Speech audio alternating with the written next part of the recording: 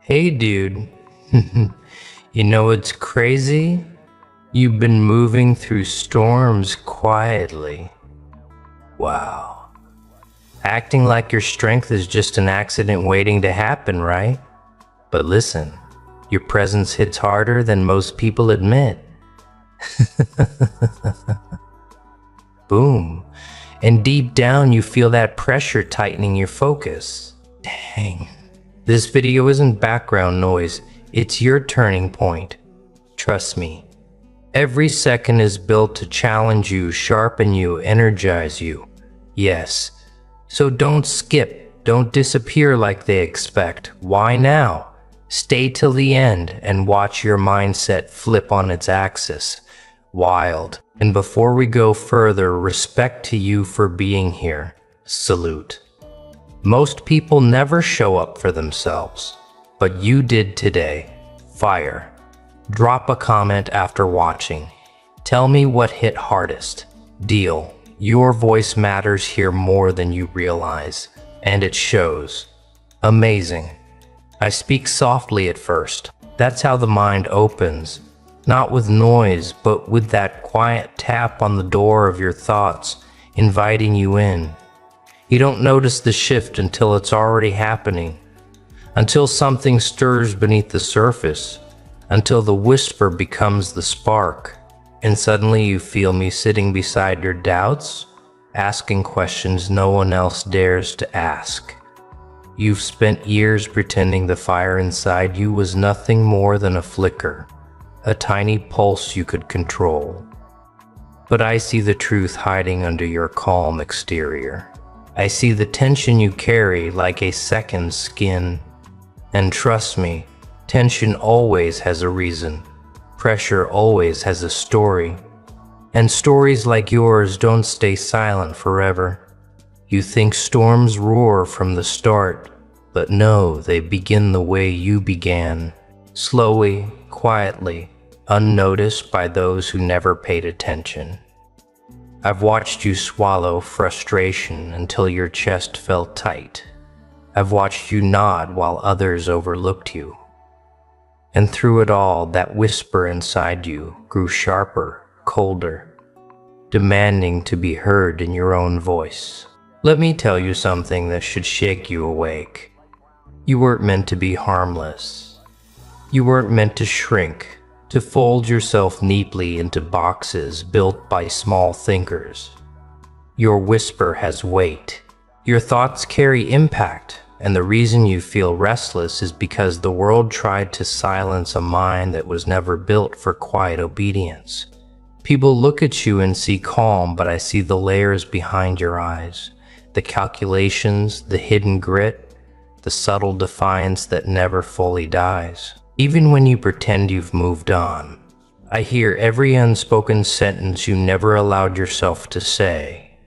Every moment you swallowed the truth instead of letting it sharpen your presence. So lean closer, listen carefully, because this is where your shift begins.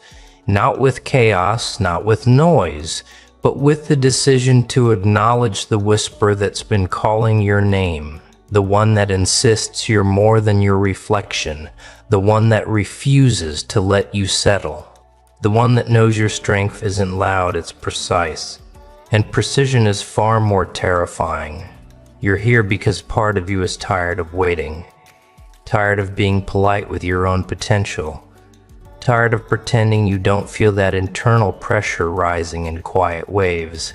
I'm not here to comfort you, I'm here to expose you. To remind you that storms don't ask permission to form. They gather force from every silent moment you ignored. And now, those moments want their return. You're standing on the edge of something you can't quite name, but you can feel it shifting behind your ribs. That's the whisper. That's the storm. And it's yours. Now tell me, are you ready to hear it speak? You walk with a calm face, but your shoulders tell a different story. They've learned to hold what no one sees. The pressure, the expectations, the the quiet disappointments that pile up like iron plates. And still you move, not because it's easy, but because you refuse to collapse where others would have already crumbled. That's the part people never understand. You don't survive by chance. You survive by grit. Every burden you've carried has left its mark. A little strain in the spine, a little edge in the voice, a little shadow behind the eyes. And while others complain over the smallest strain, you've mastered the art of lifting memories that feel heavier than metal. The kind of memories that linger, the kind that follow you into the late hours when everything goes quiet, yet somehow you rise with them instead of sinking beneath them. There are nights you replay old failures until your breathing changes.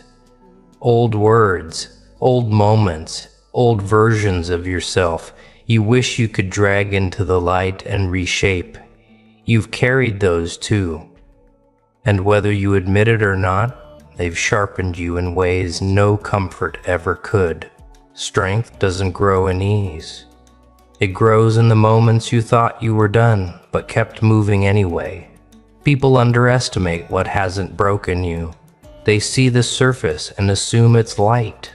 They have no idea how many times you stood alone in the silence, forcing your mind to hold steady when everything felt like it was shifting under your feet.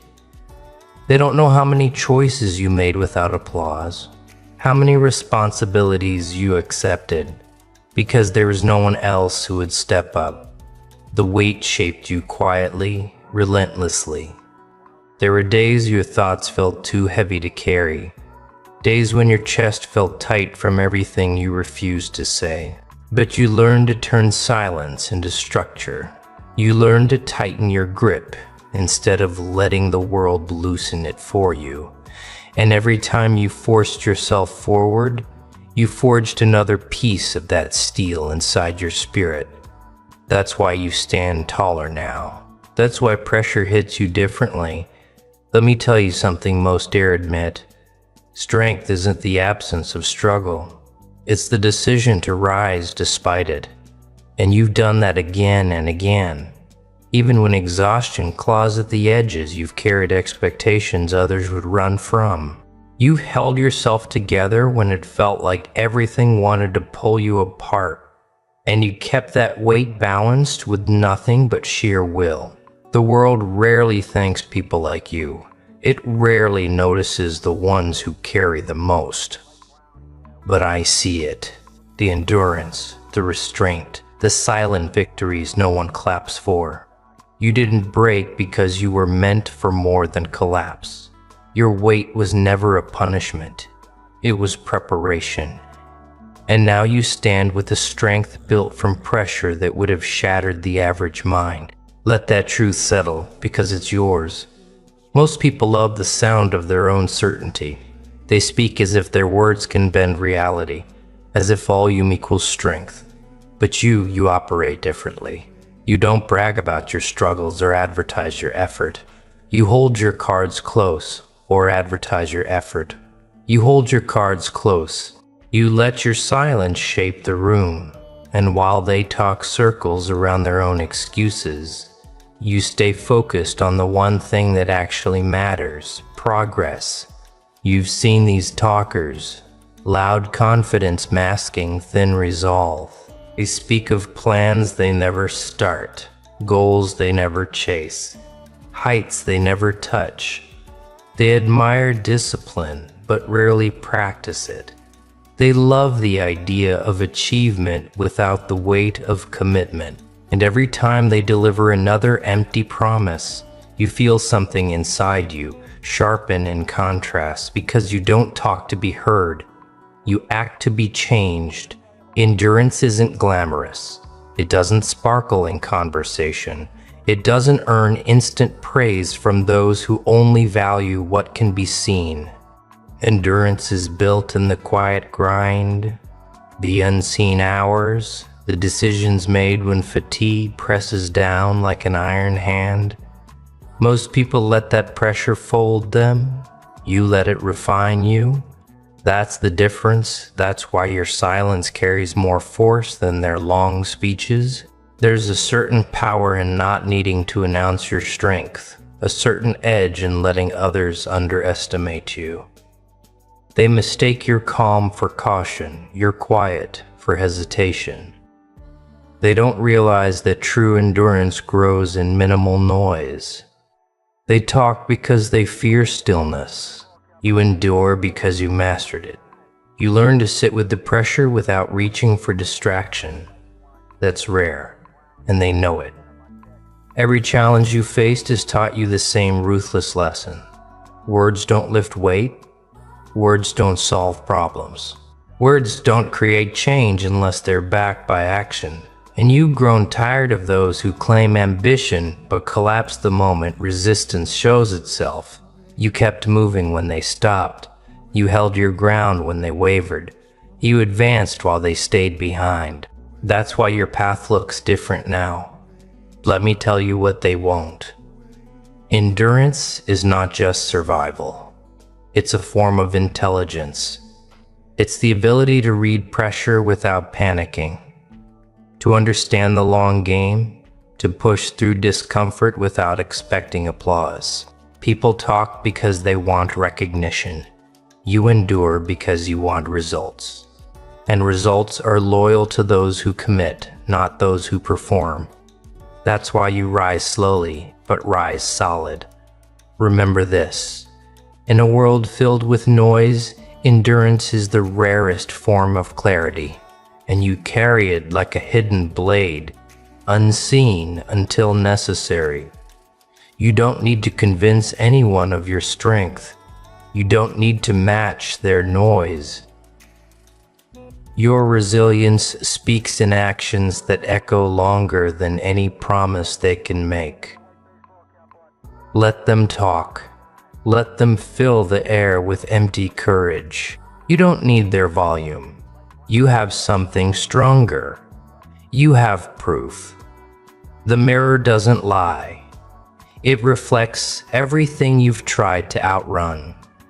Every hesitation, every unspoken truth, every version of yourself you pretend you outgrew, but still echo in your thoughts. You look at it and see surface calm. But beneath that calm is the story you haven't finished reading. The mirror remembers even when you try to forget, and it waits. Patient, relentless. There are things you've avoided. Parts of yourself you kept buried under routine. Old regrets you filed away like forgotten documents. You think they disappear with time, but time only freezes them in place. The mirror collects them, stores them, holds them like quiet evidence. And every time you pass by your reflection, you feel a slight shift inside, as if something familiar is calling your name from behind the glass. You try to fix the exterior, adjust the posture, straighten the face, act like control is simple, but the mirror knows your truths better than your words ever will. It remembers the promises you delayed, the ambition you softened, the fire you dimmed, to keep others comfortable. You may look like you're composed, but the mirror sees the strain in your eyes. It sees the depth behind the calm. There's a moment right before you look away, when you feel the weight of what's unfinished, the goals you paused, the courage you postponed, the identity you put on hold to fit where you didn't belong. You think the world forgot.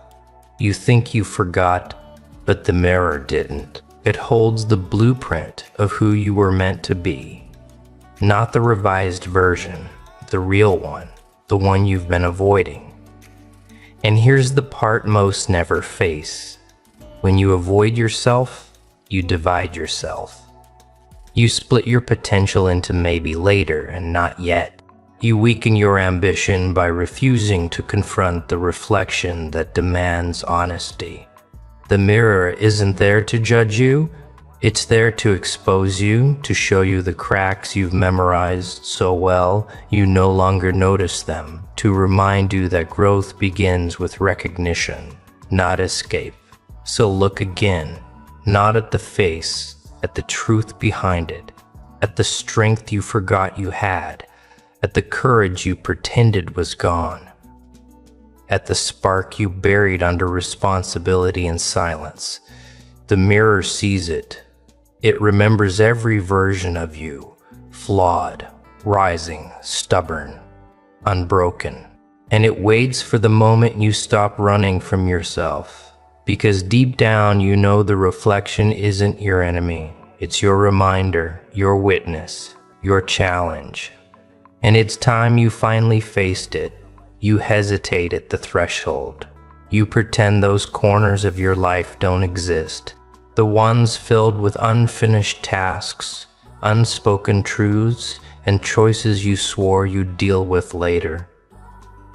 But power never hides in comfort. It waits in the rooms you avoid. The ones that make your pulse tighten. The ones that whisper your name when the world goes quiet.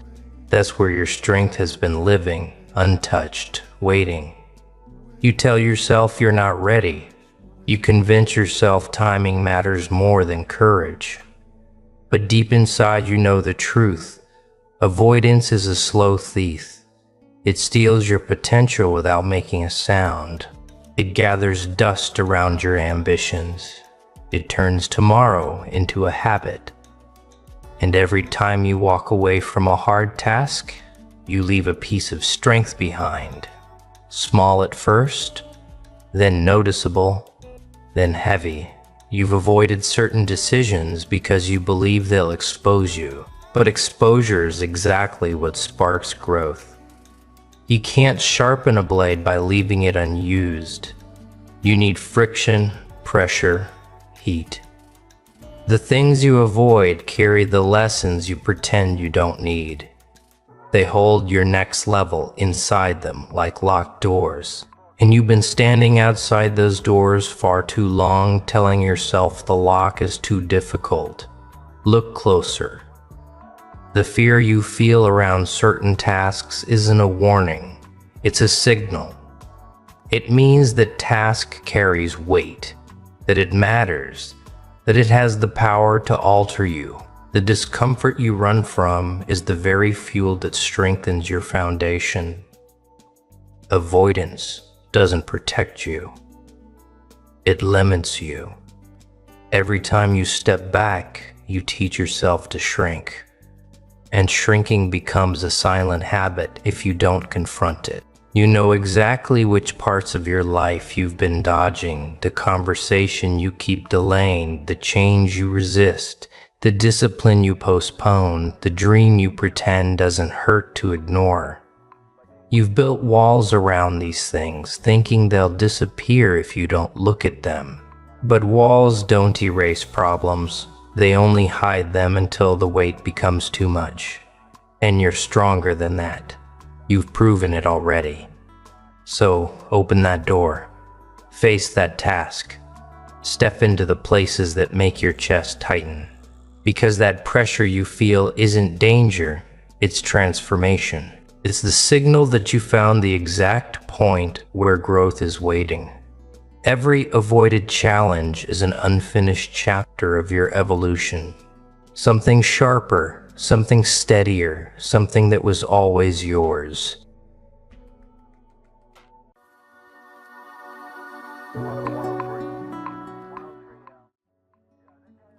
Welcome back, you beautiful legal anomalies. You courtroom mysteries. You cases they wish they'd never opened. Welcome back to the ones who walked into that hearing room and made the entire system malfunction. Yeah, you heard that right. The judge. That stone-faced authority figure who's seen it all. Who's supposed to be unshakable. Who's presided over thousands of cases without blinking. He looked at your file, looked at you, and whispered something he's never said in 30 years on the bench. Holy shay times T. And then, my friend, Then he did something even more unprecedented. He stepped down. Not retired, not took a break, stepped down from your case specifically. Do you understand what that means? Do you comprehend the level of reality-bending chaos you just caused in a system designed to be unmovable and a structure built on predictability? In a machine that processes human lives like paperwork, you broke the judge. You shattered the arbitrator. You made the man who decides fates question his own. Let's rewind this beautiful disaster, shall we? They thought they had you figured out, didn't they? They opened your file expecting another routine case, another standard hearing, another predictable outcome. Prosecutors came prepared with their rehearsed arguments. Character witnesses lined up with their scripted testimonies. Evidence neatly organized in manila folders. Everyone in that courtroom had their role memorized. Everyone knew their lines. Everyone expected you to play the part they'd written for you. But then you walked in and something in the air shifted. Something in the energy changed. Something in the fundamental fabric of that courtroom started glitching. The judge noticed it first. That's why he kept staring at you, kept glancing at his notes, kept looking back at you like he was trying to solve an equation that didn't add up. Because you weren't nervous, you weren't apologetic, you weren't performing the expected emotional theater. You walked in with the kind of calm that makes people uncomfortable, the kind of silence that screams louder than any defense, the kind of presence that forces everyone to reconsider what they think they know. They started presenting their case against you, building their narrative brick by brick, painting you as the villain they needed you to be. But with every accusation, something strange happened, something none of them anticipated, something that made the judge's eyes narrow with increasing confusion. Their clear's throat story wasn't adding up. Not because the facts were wrong, but because you, sitting there in flesh and bone, contradicted the monster they were trying to create. Every time they described your actions, your choices, your supposed crimes, the judge would look at you and something in him started breaking, started questioning, started realizing that maybe, just maybe, he's not looking at a criminal but at something else entirely. Was it the way you maintained eye contact without aggression? Was it the way your silence spoke volumes their words couldn't match? Was it the way you carried yourself like someone who'd already been through worse than anything this courtroom could deliver? Whatever it was working, and the judge felt it in his bones. Now, here's where it gets really interesting, really beautiful, really poetic. Halfway through the hearing, the judge did something unprecedented, something lawyers will talk about for years, something that'll become urban legend in legal circles. He asked for a recess, not the standard 15-minute break, but an immediate urgent get me out of this room, now recess. People in the gallery exchanged confused glances. The prosecution looked annoyed. Your legal team looked hopeful, but bewildered. And you just sat there knowing exactly what was happening because you'd seen this before, hadn't you? You'd watched people realize in real time that they misjudged you, that they underestimated you, that they tried to fit you into a box that was never designed to contain someone like you. The judge went back to his chambers. And here's what nobody tells you about these moments. Here's what happened behind those closed doors that made everything change. He didn't just review the evidence again. He didn't just reread testimonies. He sat there and had what we'll call an existential crisis in legal robes. He started seeing things he'd missed before, connections he'd overlooked, patterns that revealed a completely different story. Your case wasn't just about guilt or innocence anymore. It became about something bigger, something that challenged his entire understanding of justice, of truth, of the system he'd served faithfully for decades. And that's when he whispered it. Sitting alone in that chamber with decades of certainty crumbling around him, that's when he said those words that would define this entire case.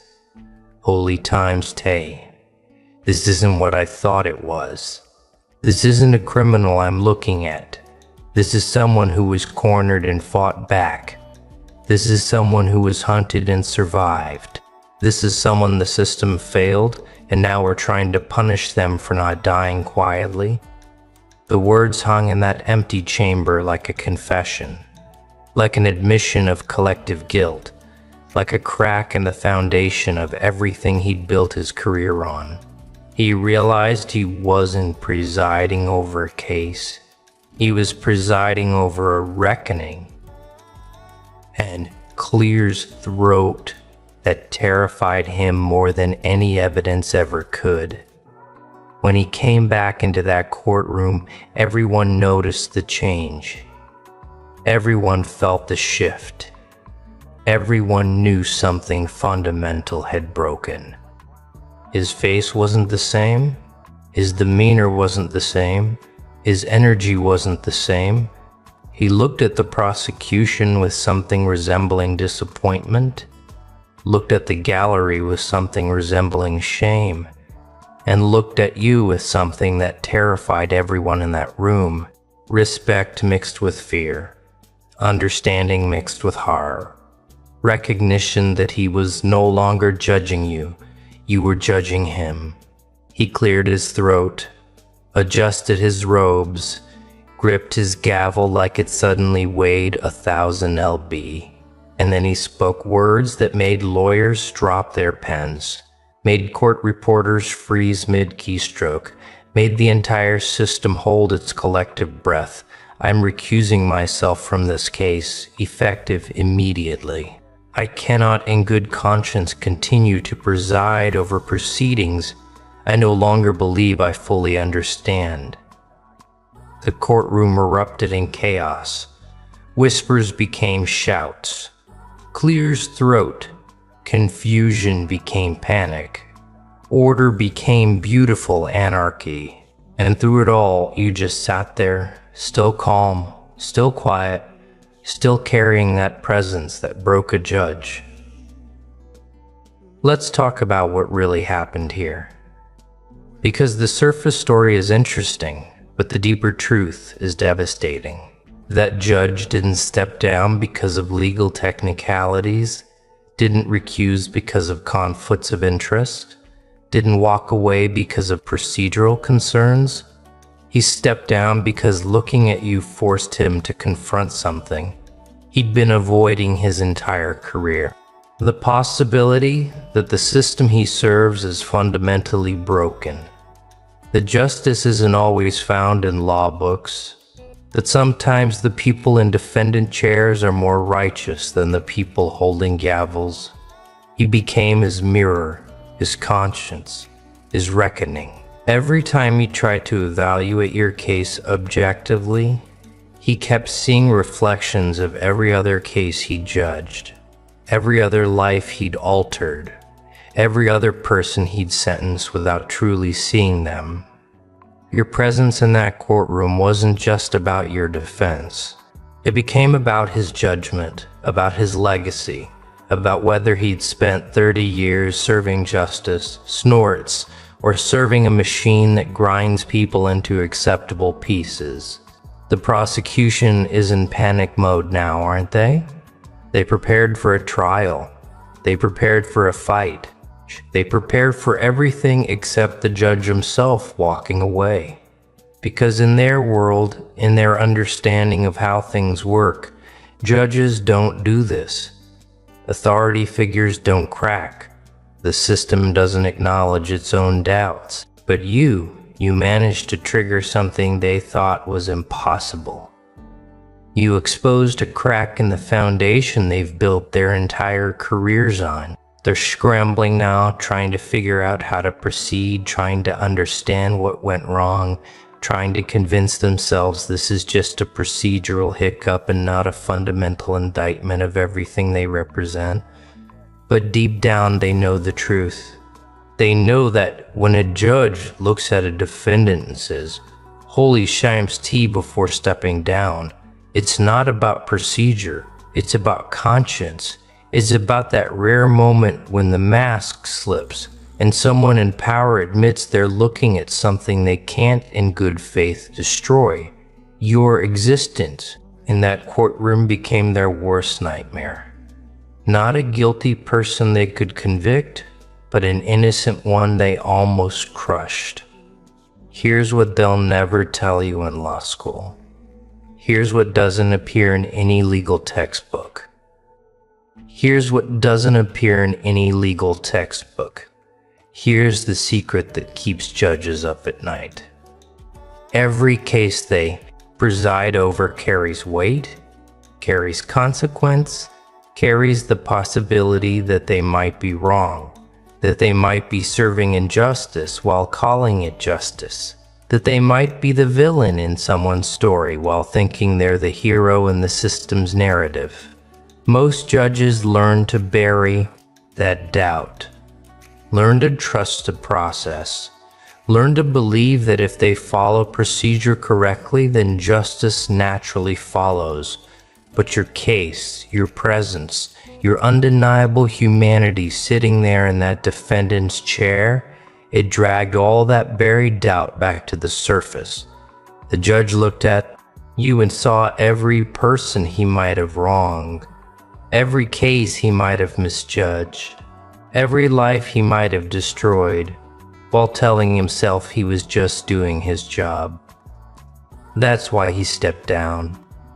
Not because you're guilty and he couldn't handle it, but because you're innocent and he couldn't ignore it anymore. You forced him to choose between his career and his conscience, and for once, for this one case, conscience won.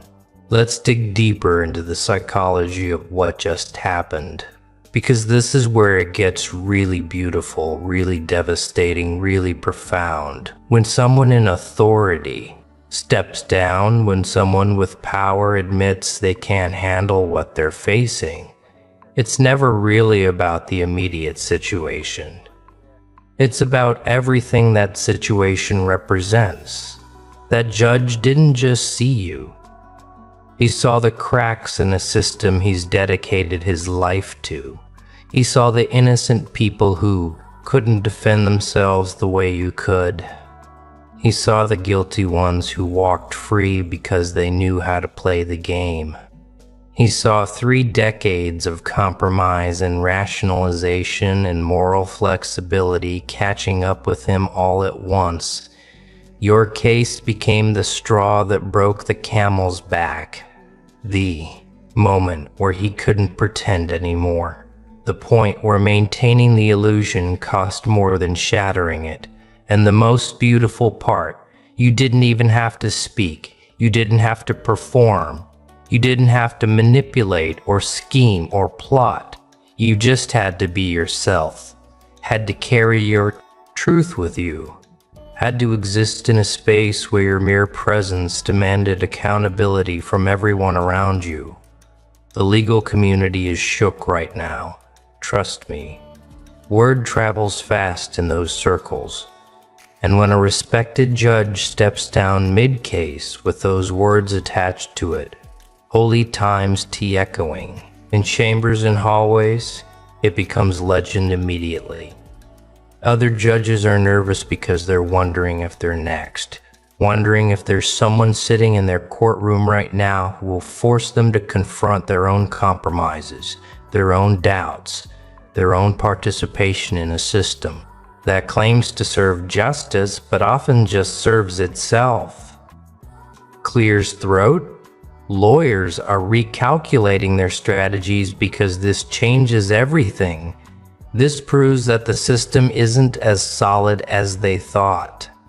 That authority can crack, that the game has glitches they never noticed before, And you're at the center of it all.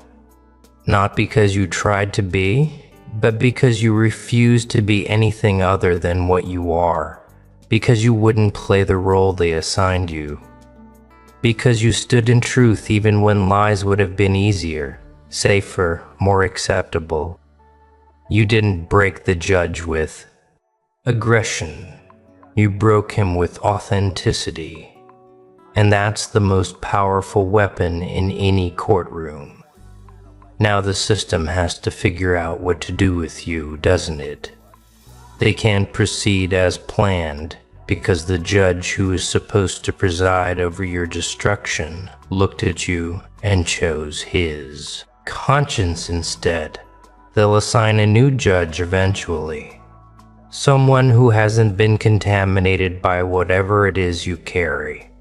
Someone who can look at your case with fresh eyes and hardened heart. But here's the thing. Here's what they're not considering. Here's the flaw in their plan. Whoever takes this case next will hear the story. We'll know what happened to the last judge. We'll feel the weight of that holy-ish times T moment hanging over the entire proceeding. They'll walk in already compromised, already aware that this isn't just another case, that you're not just another defendant, that something about you forces people to choose between their job and their soul. You've become radioactive in the best possible way. You've become the case that makes careers or destroys them. You've become the defendant that reveals what judges are really made of. And that power, that ability to force authority to confront itself, that's rarer than any legal defense, stronger than any argument, more devastating than any evidence. Let's talk about what this means for you moving forward. Because this isn't over. This is just the intermission in a much longer story.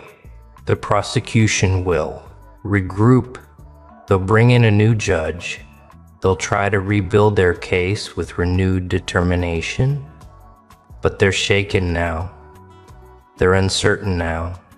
They've seen proof that you're not what they expected, that this case isn't what they thought, that maybe, just maybe, they're on the wrong side of justice here. That doubt will eat at them, will influence their decisions, will make them second guess every move.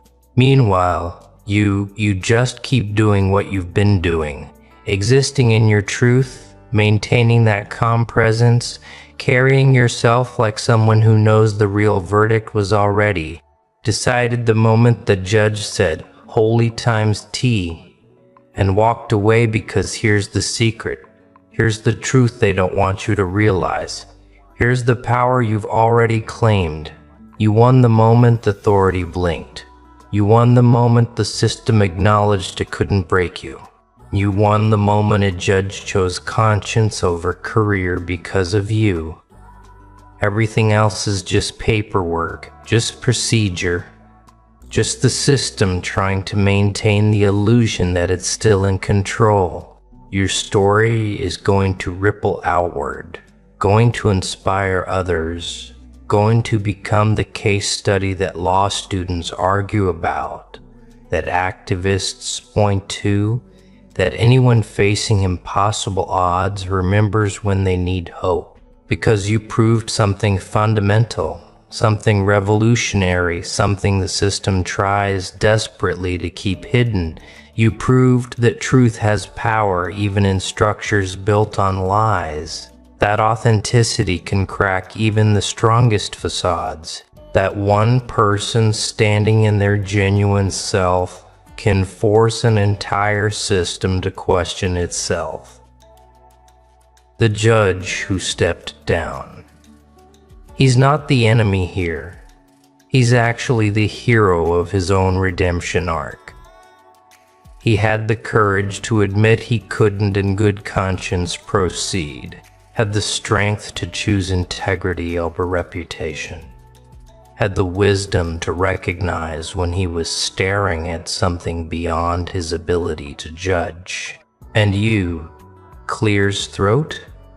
You were the catalyst for that transformation, the force that made him choose, the presence that demanded he either compromise his soul or compromise his position. He chose his soul. And that makes this whole situation beautiful in a way courtrooms rarely are. There's something poetic about watching the system eat itself, about seeing the mechanisms of control falter when confronted with genuine humanity, about witnessing the moment when procedure bows to conscience. Every institution is built on the assumption that its participants will follow the rules, maintain the illusion, keep the machine running smoothly. But you walked in and threw sand in the gears. You disrupted the rhythm, clear's throat. You forced everyone to stop and question what they were really doing. Not with violence, not with theatrics, not with manipulation, just with presence, just with truth. Clear's throat, just with the undeniable reality of who you are and what you represent, and that broke them. That made a judge step down, that created chaos in a space designed for order. You're not just defending yourself anymore, you're defending everyone who's ever been crushed by this system. Everyone who's ever been judged unfairly, everyone who's ever stood alone against impossible odds. Your case is their case. Your victory is their victory. Your moment of watching a judge crack is their moment of hope. The prosecution thought they could destroy you, thought they could build a narrative so convincing that guilt would be inevitable. Thought they could use the system's weight to crush whatever defense you mounted. But they forgot to account for one variable, one factor that ruins all their carefully laid plans, one element that makes their entire strategy obsolete. They forgot that you're not just fighting for your freedom, you're fighting with the weight of truth on your side. And truth has a way of making lies collapse under their own contradictions. Every piece of evidence they present has to be filtered through the lens of that judge's reaction, has to be evaluated in light of what made him say, "Holy shatch," and walk away. Future judges will know this. Juries will hear whispers of it. Everyone involved in your case will operate in the shadow of that moment when the system itself admitted it might be wrong. You've already won the psychological war, already claimed the moral high ground, already proven that you're more than they bargained for. Everything else is just watching them figure out how to admit defeat without calling it defeat. Let me tell you what's happening right now in legal offices across the city, in judges' chambers, in prosecution war rooms. They're all asking the same question. What the hell did we miss? What are we not seeing? What is it about this person that made a veteran judge crack? They're reviewing evidence again, re-entering witnesses, going through your history with a fine-tooth comb, trying to find the piece that explains everything. But here's the beautiful irony. Here's the joke that's on them. Here's what they'll never understand. There's nothing to find because you're not hiding anything. There's no secret because your truth is your defense. There's no mystery except the mystery of why they thought they could judge someone they never bothered to truly see. You're not a mastermind playing games. You're not a manipulator pulling strings. You're just someone who refused to become small enough for their boxes, who refused to perform guilt for their convenience, who refused to die quietly so they could sleep well. And that refusal, that simple act of remaining yourself, that broke their entire approach.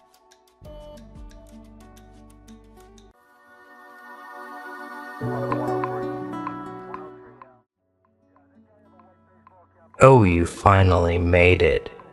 You, The one they swore they had under control. The one they monitored from the shadows of rooms you never stepped into. The one they dissected behind polished tables and forced politeness.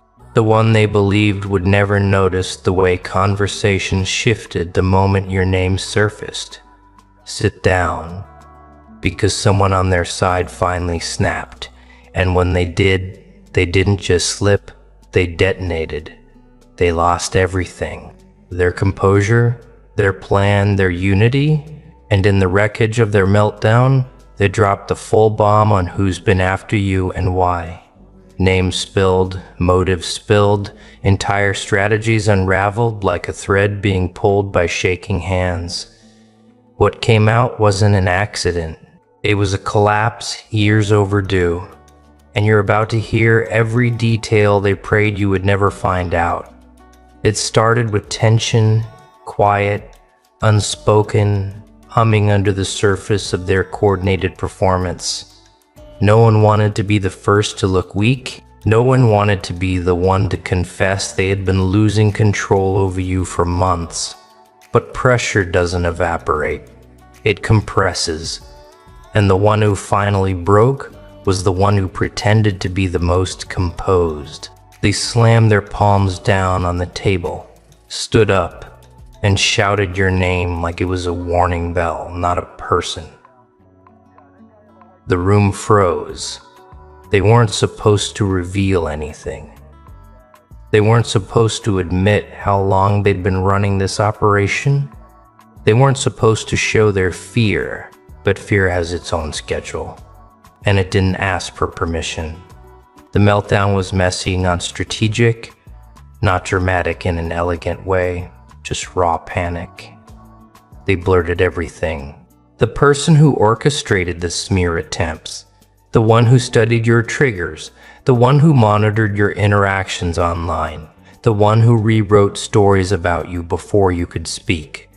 They exposed the hidden chain of people who were instructed to manage you, watch you, contain you. Every word came out jagged, frantic, like they were purging poison from their lungs. And the others, they didn't know what to do. They stared, shocked, horrified, knowing the operation was ruined the moment honesty started bleeding into the room. Let's talk about why this happened. They didn't just lose their grip on the plan, they lost their grip on themselves. Because the truth is unsettling. The person they were targeting wasn't someone weak, wasn't someone predictable, wasn't someone who could be pushed into emotional corners and left there. They expected you to break in the ways they understood. They expected you to respond to pressure like everyone else they've ever managed. But you don't move according to their expectations.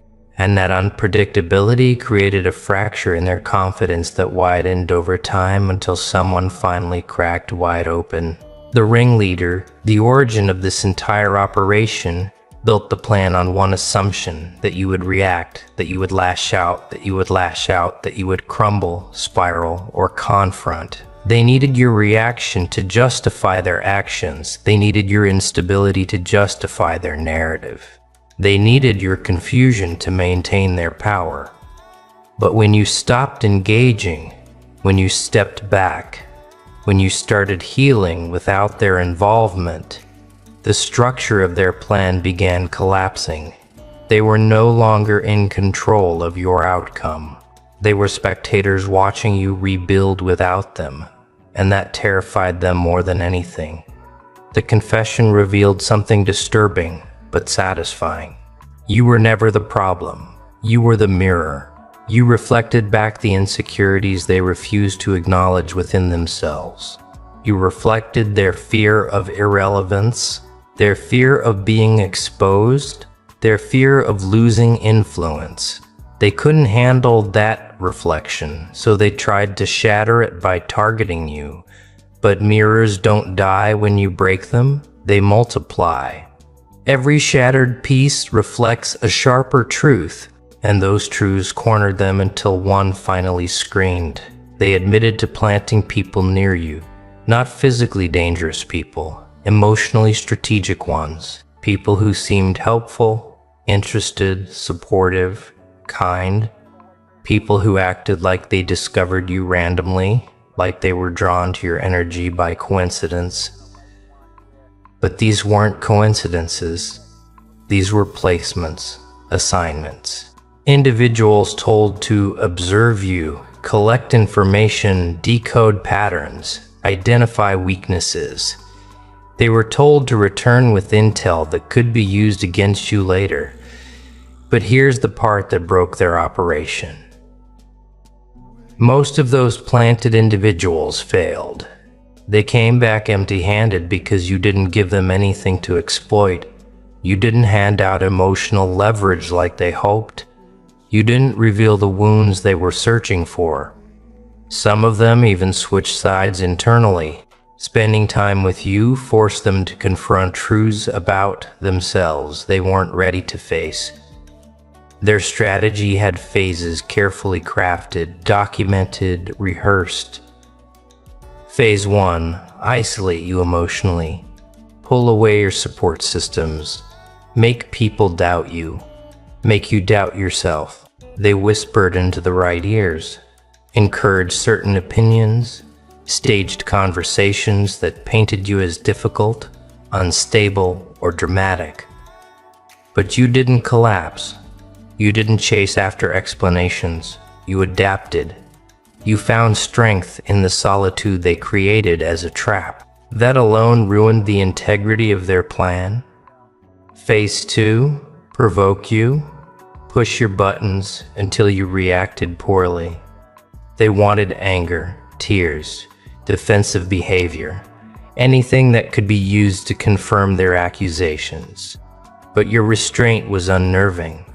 You didn't react to their bait. You didn't fall into the emotional traps they set. That restraint became a threat to them. When you refuse to react, manipulators lose their map. Phase 3, control the narrative.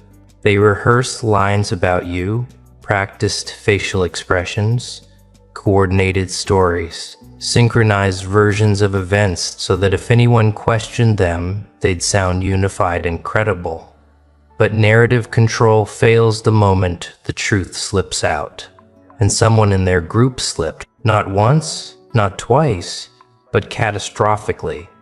Phase 4, replace you. Bring in new people to fill the role you once played.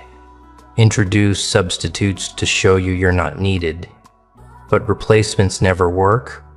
When the original wasn't performing your role, you were simply being yourself. They brought in people who lacked your depth, your awareness, your stamina, your presence. The substitutes cracked under pressure while you rose. The comparison wasn't flattering for them. During the confession, someone shouted, "We shouldn't have let it get this far." Another mumbled, "We underestimated them." Another finally murmured, "We lost control the moment they stopped caring." That line silenced the room because it was the truth they'd been trying to avoid. You pulled the cord on their influence the moment you detached emotionally, and they had no strategy for someone who wasn't afraid to walk away. The meltdown exposed something deeper. Jealousy disguised as concern. Fear disguised as responsibility. Projection disguised as responsibility. They never targeted you because of who you were. They targeted you because of who they weren't. And watching you grow made them feel like they were shrinking. So they built a plan to contain you, not out of hatred, but out of desperation. They were trying to protect their comfort, not your well-being. But comfort collapses when pressure hits, and pressure hit them hard. They admitted to sabotaging opportunities around you, encouraging people to distance themselves from you, misreporting things you said, exaggerating your mistakes, minimizing your achievements, creating situations where you looked unreliable or unstable. They inserted doubt into places you were supposed to feel safe. They twisted your strengths into weaknesses through careful editing. But editing only works when the original is flawed. Your authenticity made their distortions look sloppy. One member during the meltdown said, "We built this entire plan on the assumption they'd fall apart, but they didn't." And the person sitting next to them responded, "We fell apart instead." Hearing that truth out loud destroyed the last piece of unity they had left. You survived their plan because you weren't participating in it. They were fighting a war you weren't even aware existed. Meanwhile, you were building a life that wasn't connected to their insecurities. Now the most important part, they revealed who started it, but not yet who expanded it. This drama has layers, and the meltdown only exposed the core. The outer rings, the people influenced by the central players, the ones who joined the operation without realizing the original motive. Those names haven't surfaced yet, but they will. The confession has already started unraveling the structure. Once one person exposes the truth, others will follow. Not out of loyalty, but out of fear. They'll reveal more than they intend to, because maintaining lies becomes impossible once the first truth erupts. The bomb they dropped wasn't just about the past. It was about the future. They admitted the plan wasn't over. It was still active. There were still moves they intended to make. Still strategies they were waiting to execute. Still narratives they were preparing to spread. But now that the confession has cracked their unity, their timing is off. Their communication is compromised. Their trust in each other is dissolving. The plan they crafted so carefully is falling apart piece by piece. And here's where things get beautifully chaotic. The meltdown? Clear's throat triggered an internal witch hunt. They aren't united anymore. They're suspicious, paranoid, blaming each other for things they all participated in. The moment one person confessed, their hierarchy shattered.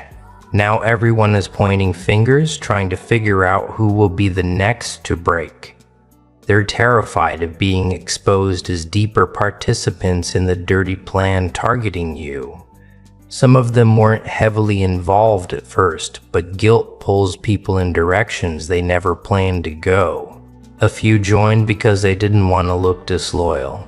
A few joined because they feared the ringleader. A few joined simply because they were weak and enjoyed watching someone else get cornered. But now that the truth is leaking, those same people are sprinting away from the mess like roaches when the lights come on. What's ironic is that the meltdown didn't just expose the plan, it exposed the personalities. You can tell more about a person by how they react to chaos than by how they behave in calm moments. And in that room, when the bomb dropped, their true selves surfaced violently. One person started hyperventilating. Another demanded names. Another immediately tried to rewrite their involvement by lying about who did what. Another pretended they always disagreed with the plan, even though they were one of the loudest voices pushing it forward weeks earlier. Watching them scramble wasn't just satisfying, it was educational. They revealed the emotional architecture behind the operation. Fear at the top, insecurity as the foundation, envy woven into the walls. The bomb they dropped didn't just uncover a plan. It exposed how far they were willing to go to keep their narrative intact. They admitted they had backup strategies in motion in case the main plan failed. They had secondary characters ready to be activated. They had additional rumors waiting to be released. They had emotional traps already drafted. They weren't improvising. They were strategizing how to make you look unstable when their original blueprint stopped working. But everything came crashing down once truth slipped into the wrong moment. Truth is a ruthless force. Once it enters a room, it refuses to leave quietly. Let's break down exactly what they admitted next, and pay attention, because this is where things shift from dirty to downright absurd. They revealed there were 3 categories of people involved. The architects, the assistants, and the accidental recruits. The architects were the main brains behind the operation, the ones who created the plan. The assistants were the ones carrying out tasks, spreading narratives, collecting information, manipulating interactions. And the accidental recruits? Those were the people who didn't even realize they were being used to reinforce someone else's agenda. They were guided into certain opinions without knowing where those opinions originated. They were encouraged to keep an eye on you without realizing what that phrase really meant. They were manipulated into participating without being told the full story. The meltdown exposed all three layers, but not completely. Not yet. They confessed the architects. They confessed the main strategist. They even exposed one assistant who panicked first. But the accidental recruits, those are the ones who will surface slowly, one by one, as the unraveling continues. Some will confess out of guilt. Some will confess out of fear. Some will confess because they want to distance themselves before someone else names them. And some won't confess at all. They'll simply disappear from the edges of your life, hoping you never connect the dots. But you will, because now the pattern is visible. The confession also revealed something else. The plan originally had a timeline. They expected you to break months ago. They expected you to give them reactions they could twist. They expected you to panic, lash out, collapse emotionally. They built an entire arc based on predicting your downfall. But they miscalculated your strength so severely that their predictions became useless. You didn't collapse. You didn't give them the tremor they needed. You didn't fall into the emotional traps that would allow them to say, "See, we told you." And because you didn't perform the breakdown they predicted, their entire narrative fell apart. They needed your weakness to validate their gossip. They needed your instability to justify their behavior. They needed your reaction to cement their story. When you didn't respond the way they scripted, the plan began decaying.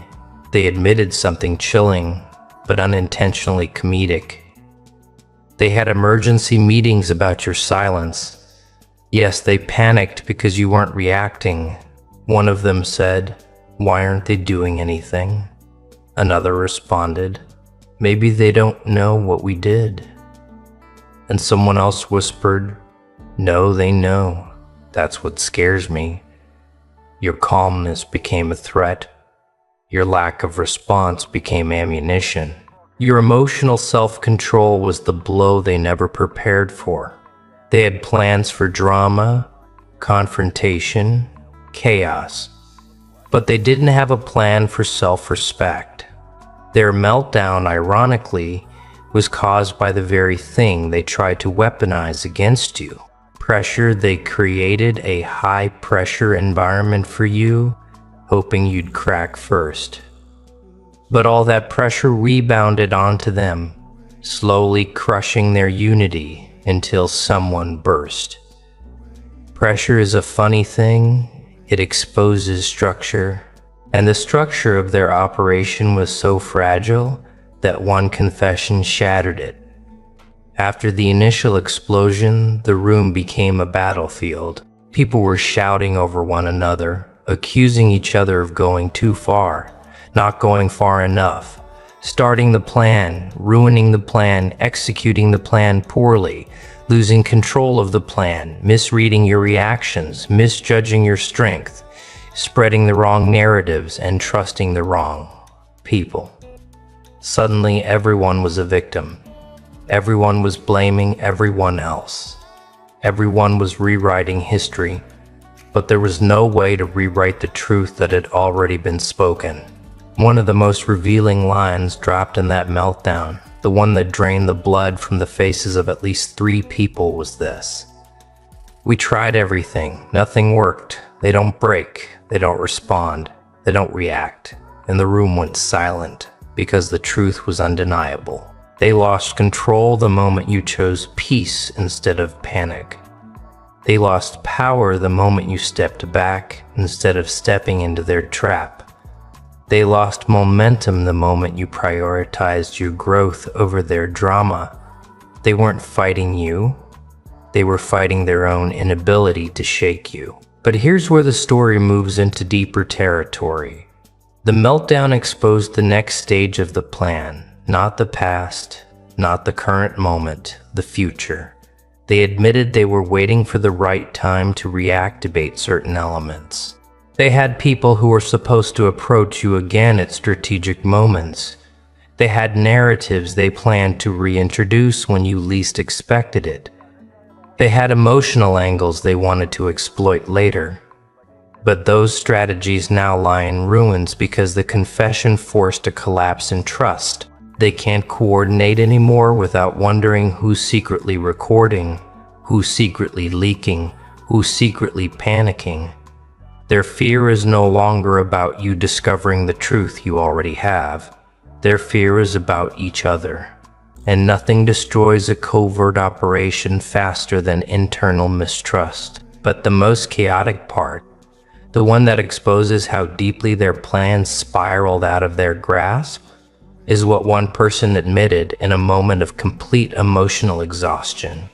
We didn't just target them, we became obsessed with them. That line cracked the room open in a different way because obsession is different from strategy. Strategy is clean. Obsession is messy. Strategy is structured. Obsession is compulsive. Strategy is controlled. Obsession is compulsive. Strategy is controlled. Obsession is dangerous.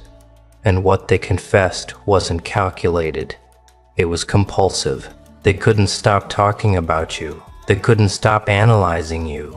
They couldn't stop tracking your progress. They couldn't stop watching your silence. You became the ghost living in their decision-making. That admission turned the room into a confession chamber. Someone else groaned, holding their face like the truth finally stepped on their chest. They were supposed to fade, they said. Why didn't they fade? Another added, because we created the obsession ourselves, and that's when reality punched all of them at once. They weren't hunters, they were addicts, not addicted to hurting you, but addicted to the illusion that they could control you. Addicted to the fantasy that manipulating your environment would shape your behavior. Addicted to the idea that you were predictable. That addiction is exactly why their plan unraveled. Because obsession is sloppy, it blurs lines, it pushes people to extend operations longer than necessary, it makes them escalate even when escalation is risky, and that's precisely what they did. They escalated past logic until the entire structure collapsed under the weight of their own compulsions. The confession spiraled deeper when another voice in the room admitted they had been checking on you more frequently than anyone else. Not out of strategy, but out of anxiety. They said they monitored your online presence because they felt uneasy when you disappeared. As if disappearing was a crime. As if your silence somehow threatened their sense of control. They didn't realize the irony. The very thing they tried to take from you, autonomy, was the very thing they lost within themselves. They became prisoners of their own obsession. They couldn't make a move without wondering how you would respond, even when you weren't responding at all. Their plan consumed them more than it ever touched you. One assistant admitted they felt relieved every time you looked tired or overwhelmed, not because they wanted you harmed, but because it reassured them that their plan was working. But your resilience dismantled that tiny illusion too. The moment you pulled yourself together, found clarity, found calm, found grounding, that's when they panicked. Because nothing is more terrifying to people who want control than someone who rises from the ashes they set for them. They expected exhaustion to last. They expected confusion to linger. They expected emotional instability to grip you permanently. But your recovery wasn't just healing, it was sabotage.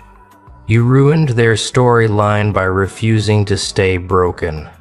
Someone else confessed something even dirtier, something that made the room tilt. They said they created conversations about you even when nothing had happened. They exaggerated small moments, they magnified neutral events. They twisted mundane interactions into dramatized narratives because they needed material to keep the operation alive. But exaggeration requires fuel, and you stopped giving them anything to work with.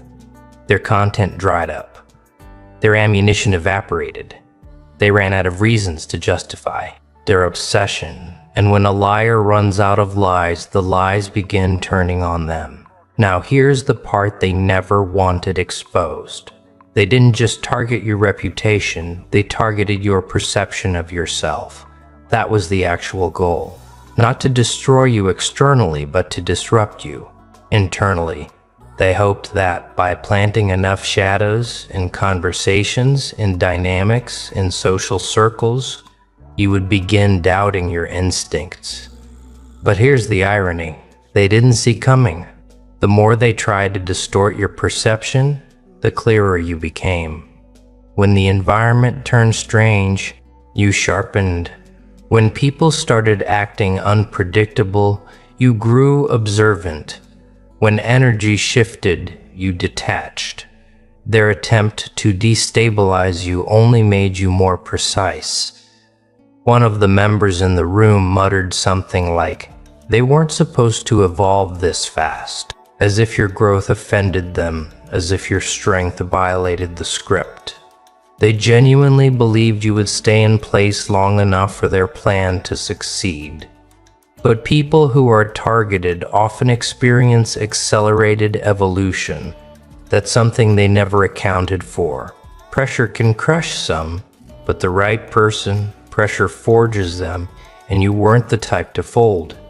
You were the type to sharpen. The chaos didn't end with confessions. It escalated.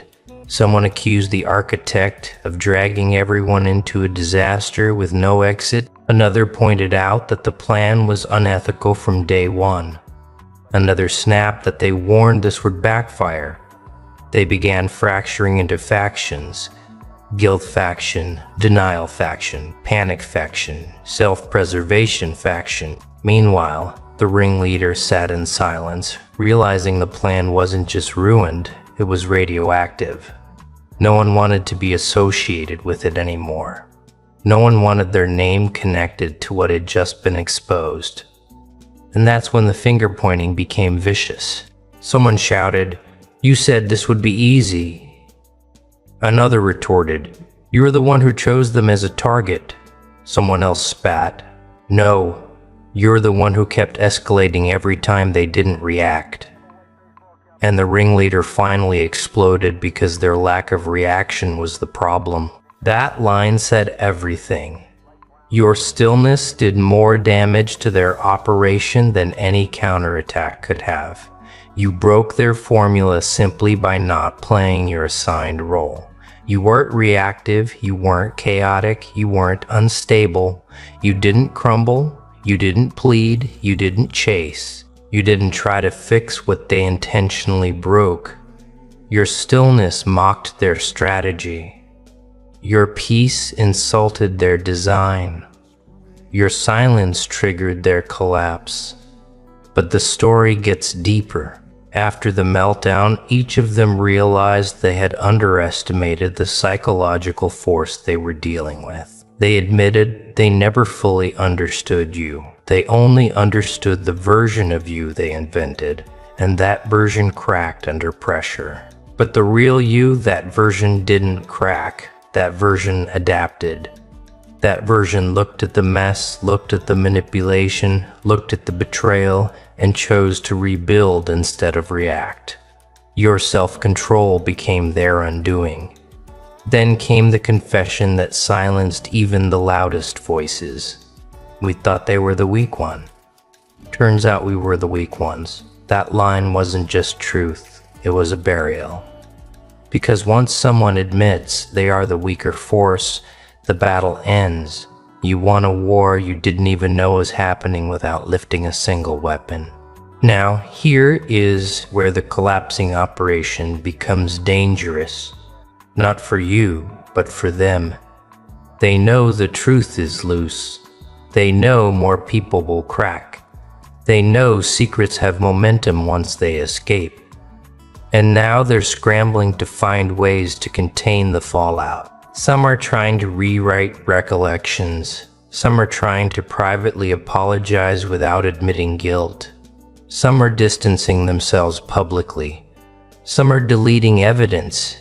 Some are pretending they were never involved. And some, the most panicked ones, are preparing to betray everyone else just to save themselves. The unraveling is no longer theoretical. It's happening in real time. The confession was only the first domino. The next domino will be the expansion. The reveal of who else was involved and exactly how deep it went. Internal fear always triggers external revelations, and the ones who feel their reputation is most at risk, those are the ones who spill the fastest. They are terrified of one thing now: exposure. Because exposure ruins everything they thought they could protect. Exposure doesn't threaten you. It threatens them. You survived the targeting. They won't survive the truth about the targeting. And this fear, this twitching, sweating, heart-racing fear, is exactly why the next stage of the collapse is much uglier than the first. The first confession was emotional, impulsive, a breakdown. But what's coming next is strategic self-preservation. They're not confessing because they feel bad. They're confessing because they want to save themselves. And that kind of fear makes people reckless. It makes them reveal things they once vowed to take to the grave. It makes them talk faster than their brain can filter, and in the scramble to protect their names, they will end up exposing the people behind them, the people beside them, and the people above them. This is the beauty of a collapsing operation. Once truth breaks the seal, betrayal becomes contagious. Now here's where the real chaos begins. The outer ring, the ones who thought they were safe because they didn't do much, are starting to panic.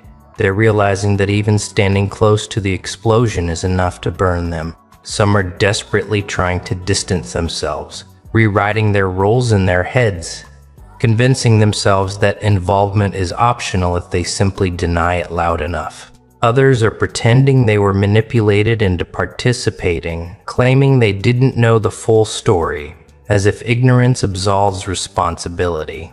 And then there are the ones who are switching sides quietly. The ones who now want to align with you, because they sense which direction the wind is blowing. These people are the most dangerous. Not because they're still against you, but because they're about to leak information in an attempt to appear innocent. You'll start noticing subtle shifts first. People who once avoided eye contact will suddenly seem nervous around you. People who once participated in whispers will become overly polite. People who once sided against you will act like they barely know what happened. It's not guilt, it's fear.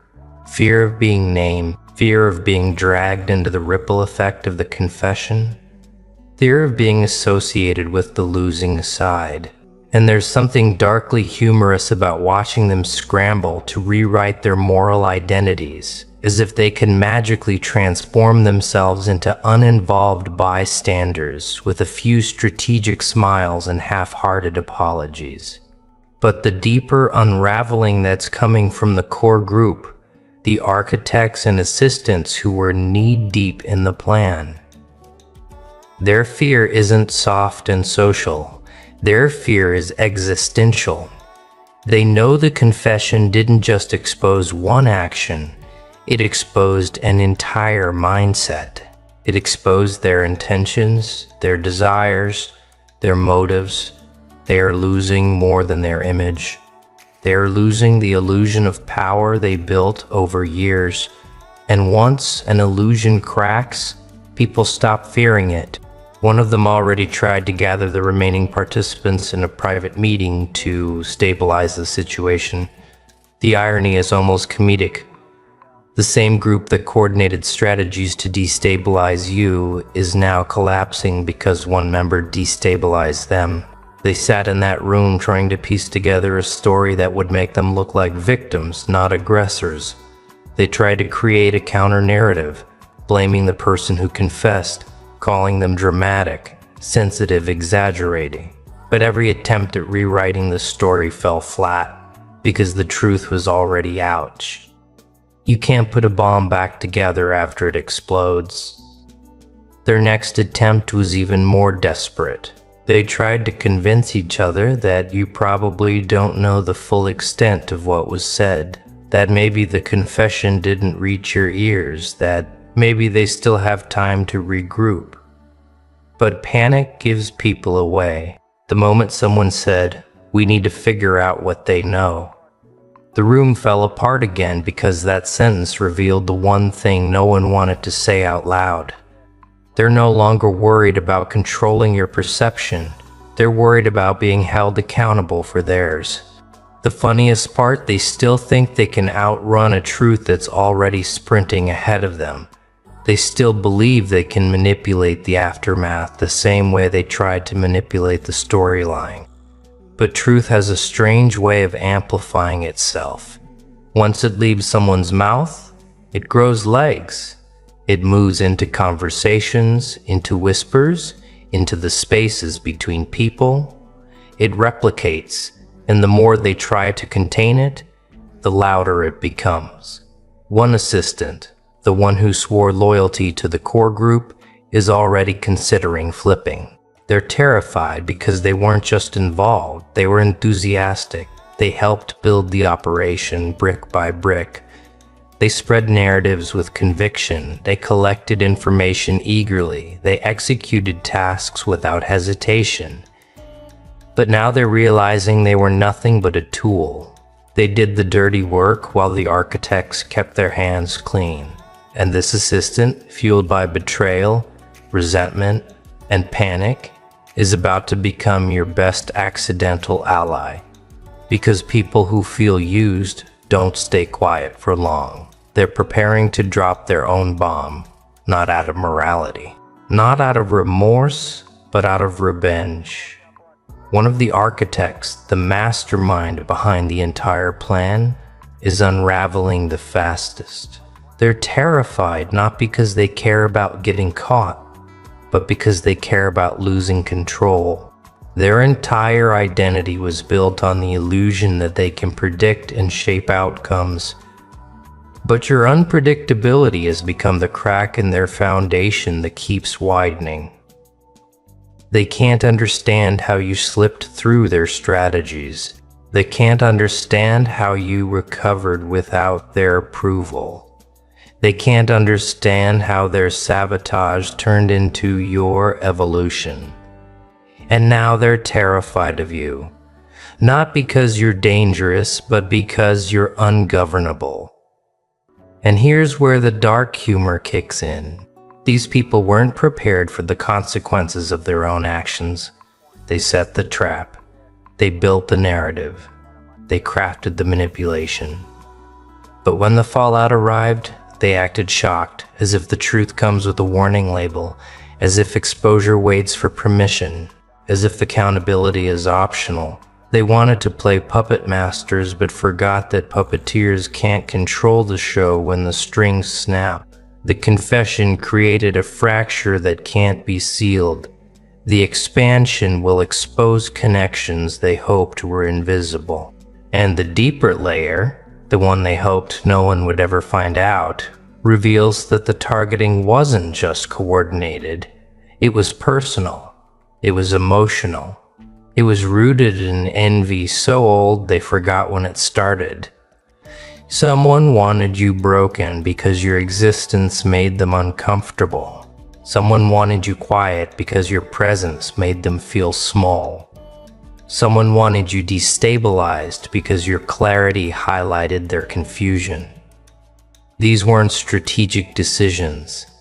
These were emotional outbursts dressed as planning. The explosive part is this. The next confessions won't happen in controlled environments. They won't happen in private meetings. They won't happen in rooms filled with co-conspirators. They'll happen in unpredictable places, in conversations they didn't mean to have, in whispers that slip out, in moments of accidental honesty triggered by stress. Exposure won't be linear. It'll be chaotic, spreading like fire along every dry edge of their conscience. You'll see it soon. The people who once avoided you will suddenly become overly friendly. The people who once whispered about you will avoid eye contact. The people who once inserted themselves into your business will quietly retreat. The guilt will surface in micro-expressions. The panic will show in their timing. The truth will leak from their inconsistencies. Watch closely. The unraveling is a performance they can't rehearse. And the best part, the next bomb is already ticking. Not a bomb you placed, not a bomb you activated, but a bomb built from their own lies, strapped together by their own panic, and lit by their own desperation. When it detonates, the names you hear next will change the entire context of what was done to you. Because the next layer exposes the motive behind the motive, the person who wasn't just involved, but who initiated the emotional tone of the attack. The real puppeteer, the one whose insecurity infected the entire group. This individual, the one hiding behind subtlety, behind influence, behind a carefully curated image, is the real origin point. Not the one who snapped, not the assistant who panicked, not the accidental recruit who followed orders. No, this one is the quiet architect. The person whose presence warped the behavior of everyone around them. The person whose jealousy turned into strategy. The person whose resentment grew fangs. They were terrified of you long before the plan had a name. Terrified of how easily people respected you. Terrified of how naturally you carried yourself. Terrified that you didn't need theatrics to be relevant. Their insecurity was a quiet flame at first, manageable, ignorable, until you evolved in a way they couldn't match. So, they engineered a plan to dim you. Not because you were dangerous, but because your authenticity exposed their performance. They didn't want to destroy you. They wanted to shrink you. They wanted to prove they could influence your narrative. They wanted to feel powerful by making you feel small. But something went wrong, and the wrong thing was you. You didn't respond the way they expected. You didn't give them the emotional collapse they wanted to point at. You didn't crumble. You rose quietly, consistently, intentionally, and their insecurity mutated into obsession. Because nothing terrifies a puppeteer more than a puppet that cuts its own strings. And this is why the second bomb is unavoidable. The group can't protect the puppeteer anymore. Not after the first confession, not after the room fracture, not after panic infected their hierarchy. When a group collapses, the person with the most influence becomes the easiest target. The same people who once supported them will now expose them. The same people who once feared them will now blame them. The same people who once followed them will now drag them into the light to save themselves. Loyalty was never real among them. It was convenience disguised as unity, and convenience evaporates under pressure. So what happens next? Exposure, but not the dramatic kind. Exposure through small leaks. Exposure through nervous confessions. Exposure through nervous confessions where someone says a little too much. Exposure through messages accidentally forwarded. Exposure through patterns that finally make sense. The puppeteer will be revealed not by grand announcement, but by the slow peeling of layers until their fingerprints show on every part of the plan. And once they're exposed, the entire structure they built, the manipulation, the narratives, the hidden motivations, will collapse under the weight of truth. And here's the twist they never counted on. While the truth destroys them, it frees you. Their bomb hurts them, not you. Their lies turn into evidence, not damage. Their panic becomes your closure. They never expected the story to end like this. They thought they were writing a downfall. Instead, they authored their own because what they dropped, this full bomb of dirty truth about who targeted you, doesn't haunt you. It haunts them. You're not the one losing sleep. You're not the one rehearsing excuses. You're not the one terrified of exposure. They are. You walked through this fire and came out clearer, sharper, more self-aware. They walked into their own chaos and came out scorched, shaking, looking for someone to blame. This is what they couldn't predict. The truth was never going to break you. It was going to break the ones who built the lie. And now that the dust is settling, something crucial becomes obvious. You didn't need revenge. You didn't need confrontation. You didn't need to expose anyone. You simply needed to stand still and let their own actions reveal who they were. And they did spectacularly. They dropped the bomb they designed for you. But it detonated in their hands, and in that blast, every hidden motive, every whispered plot, every concealed strategy became visible. They lost it all trying to target someone who couldn't be broken. And you walk away with something they never expected. The truth, not the watered-down, edited version, the full version, the version they hid, the version they feared, the version they set you free and traps them in the fallout they created. This isn't just closure, it's confirmation. The final stamp on a story you didn't start, but you sure as hell finished.